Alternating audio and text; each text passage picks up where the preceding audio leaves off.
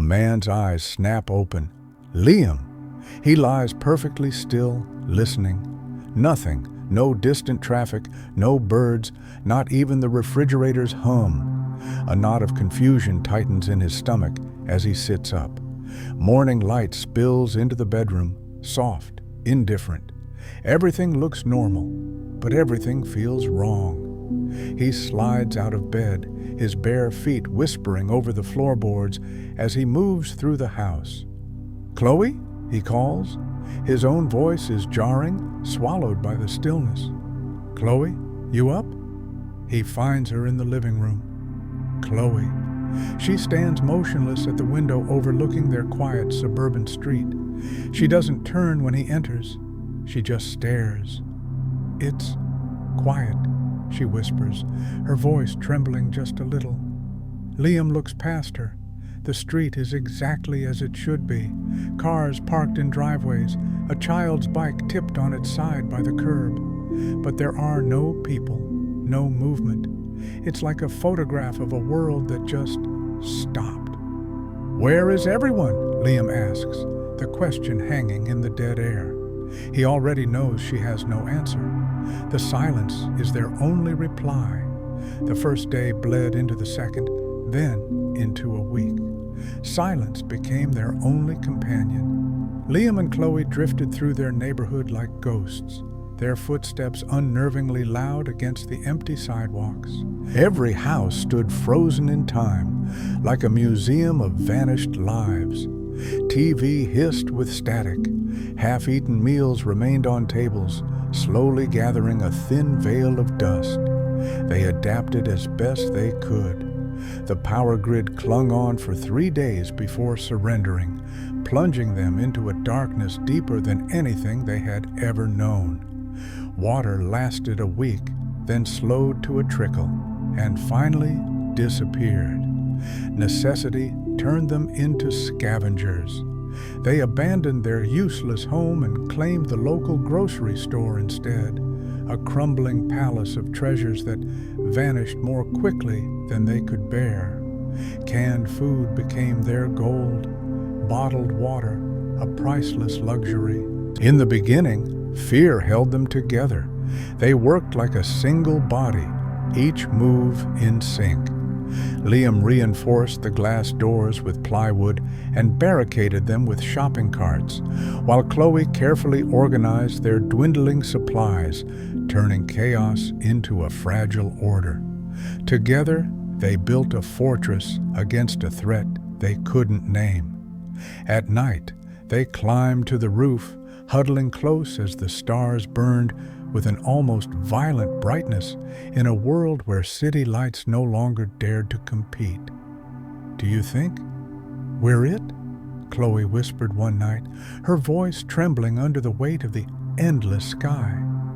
"The only ones left?" Liam pulled her closer, his eyes fixed on the stars. "I don't know, but if we are, at least we have each other, and that's not nothing." But as the days stretched on, the silence began to change. It wasn't just an absence of sound anymore. It was heavy, watchful. One afternoon, while searching through a pharmacy, Liam heard it, a faint, deliberate sound from the back of the store. Tap, tap, tap. His body went rigid, adrenaline flooding his veins. Tightening his grip on the tire iron, he followed the noise toward the stockroom. The taps continued, steady and patient. He braced himself, then kicked the door open, heart hammering, ready for a fight. What he found stopped him cold. A loose cable swayed in a draft, knocking gently against a metal shelf. His laugh came out sharp and ragged, a sudden release of terror. Relief washed over him, but only for a moment. By the time he walked back to Chloe, that relief had curdled into something darker. The world wasn't just empty, it was beginning to play tricks on him. That moment in the pharmacy changed everything. The unity that had once kept them alive began to splinter. The fear that had bound them together now started to tear them apart. Liam was the first to shift. He grew distant, his eyes constantly scanning the shadows, flinching at sounds only he seemed to hear.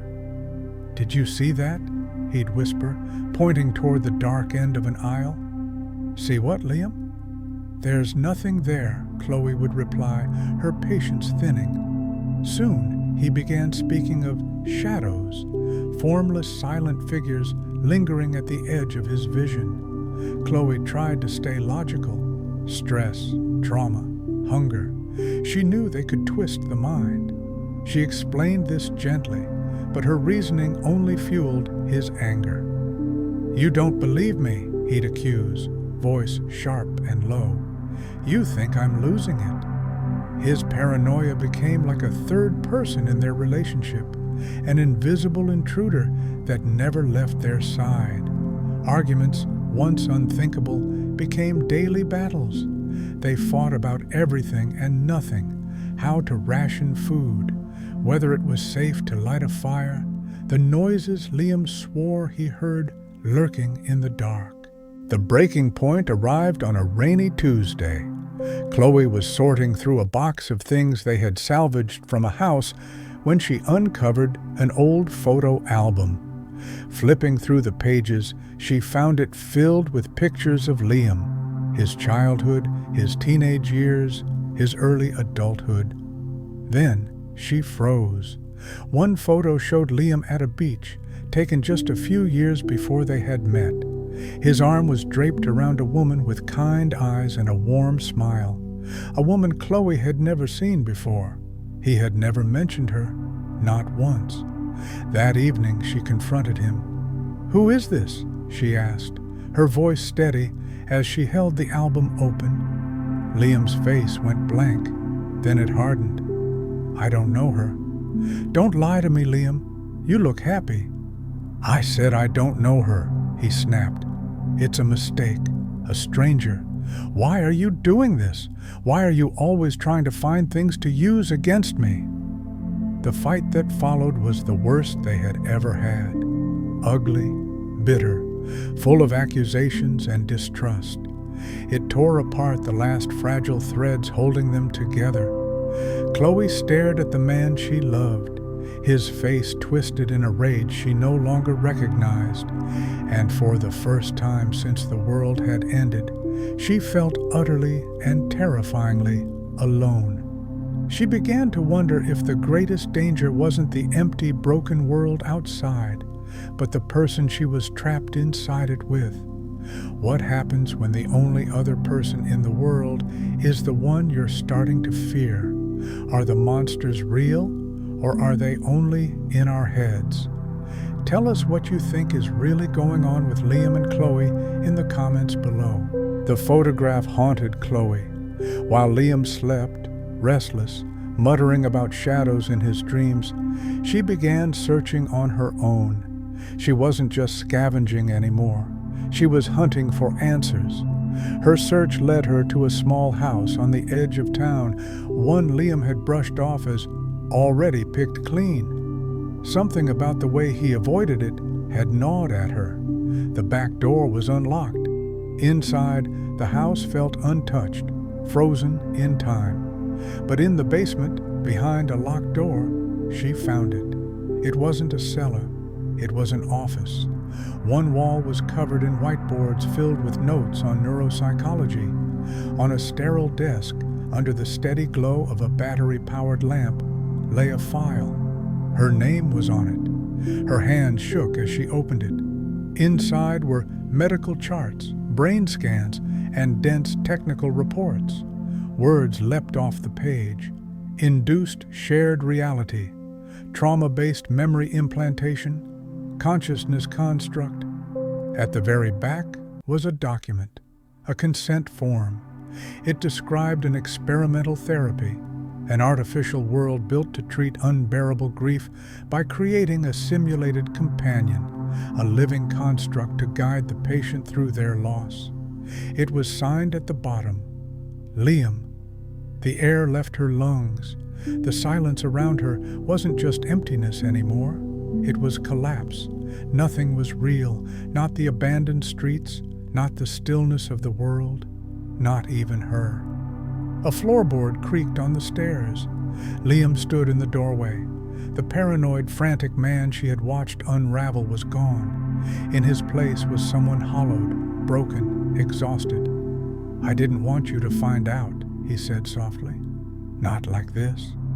Chloe's voice cracked, barely more than a whisper. The woman in the picture, who was she? Tears blurred Liam's eyes. "She was my wife, the real Chloe. There was an accident. I couldn't be alone." The truth spilled out. This entire world was a simulation, a desperate attempt to bring his wife back, even if only as memory turned flesh. But Liam's guilt and grief were tearing it apart. The shadows he saw weren't real. They were glitches, fractures in his mind bleeding into the program. Chloe looked down at her hands, turning them slowly. They looked real. They felt real. But they were nothing more than lines of code. Her laughter, her fear, her memories, implanted. She was a ghost in his machine. Her voice trembled. "Am I her?" Liam shook his head, a single tear carving a path down his cheek. "Number, you're you, and you're the one I have to let go of now."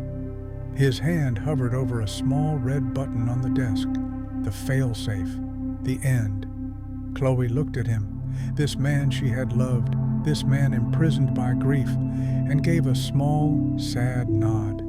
In a world built on lies, it was the only truth they had left. If you realized your world was fake, would you want to escape or stay in the dream?